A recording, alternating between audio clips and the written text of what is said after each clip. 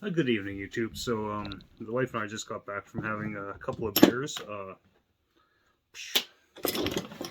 Not a lot, just a few, but not feeling any pain. So this is my Husqvarna 262 SE.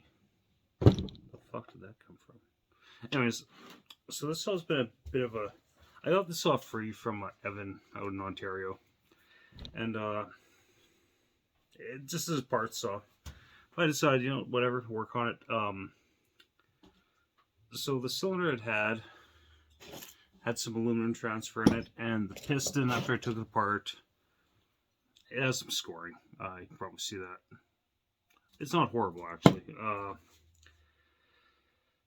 But anyways, so first thing I did is like, oh, well, you can get 272 piston cylinder, so I ordered a Chinese one.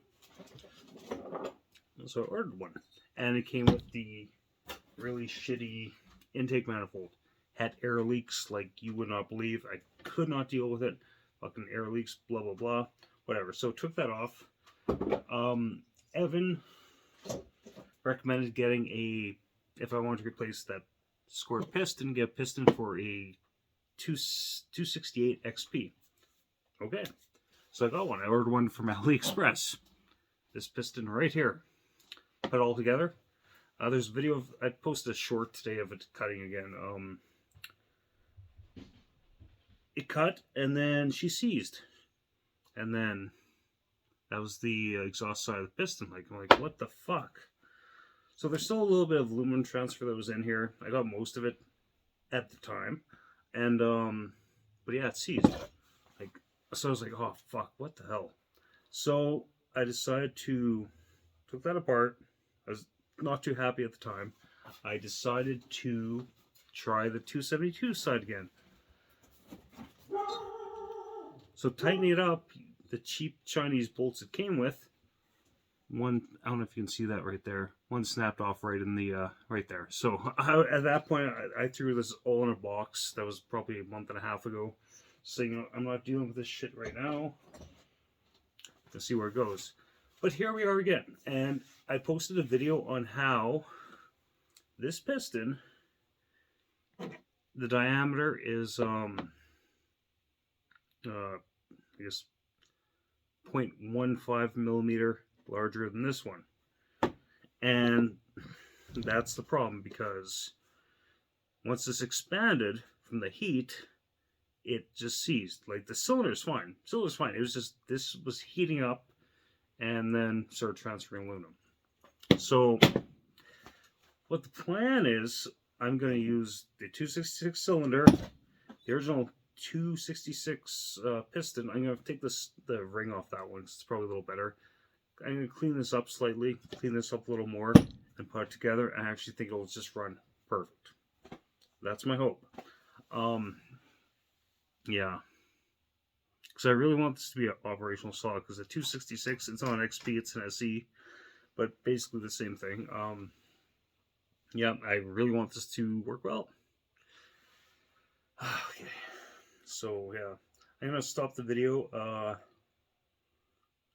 take some sandpaper to this, take some sandpaper to this, blah blah blah, yada yada. Anyways, see you guys in a bit. Bye.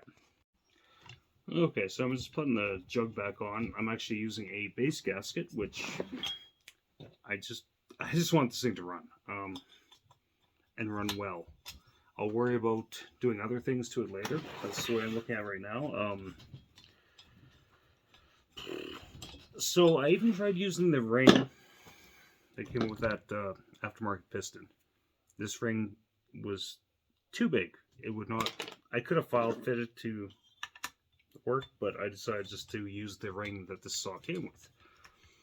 So there was that. But I think this saw, when I compressor tested when I first got the chassis, I think it was running about 150 psi, which isn't great, but that's more than adequate to run. It runs just fine like that. So first step is to get to be a good running saw, and then after that, I'll do things to it. I'll do dirty things to it. I'm just joking, but no, I'll just do a base gas delete, raise the exhaust roof, some flow porting, and that's it. Anyways, I'm gonna pause you guys. I'll bring you guys back when this is all back together. See you in a bit. Okay, YouTube, welcome back to part 3. I got this 262 SE back together. This is obviously not the correct top cover. If anyone has a top cover they can sell me or do some trading, that'd be great. But anyways, put new fuel and oil caps on it. Compression on this thing isn't great. It's like 140 pounds. I'm gonna search for a new piston though. I just want to get it running though. I just want to get it running reliably. Even 140 psi, it's still gonna run and cut, right?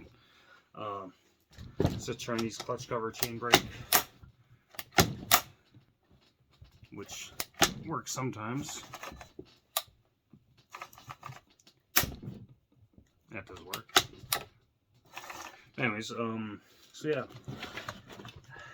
this thing should run, hopefully. Tomorrow I'll try it out. It's like 8:30 Mountain Standard Time right now, so I'm not about to fire this thing up. But yeah, no, this is the bar and chain actually from that Poland 34-inch counter vibe. The oil hole lines up. I don't have another proper Husky bar for this. The only Husky bar I have, which is what the D009 bar, is on that 162 SE I have. It's actually a good saw. So tomorrow I'm gonna run this. Hopefully it fires. Hopefully I don't throw it in the fucking dumpster. But yeah, if anyone has a top cover that they can sell me, the proper one, because this is like the newer style for like a 272 XP. I bought it off AliExpress. I didn't know any better. I'm not that much of a Husky guy. But yeah, that'd be fucking awesome. But hopefully this thing will survive tomorrow. It's a little late to fire up tonight, but yeah, it's back together. This is round 3, maybe round 4 with this saw. Fingers crossed. Anyways, everyone have a good night, YouTube. Bye.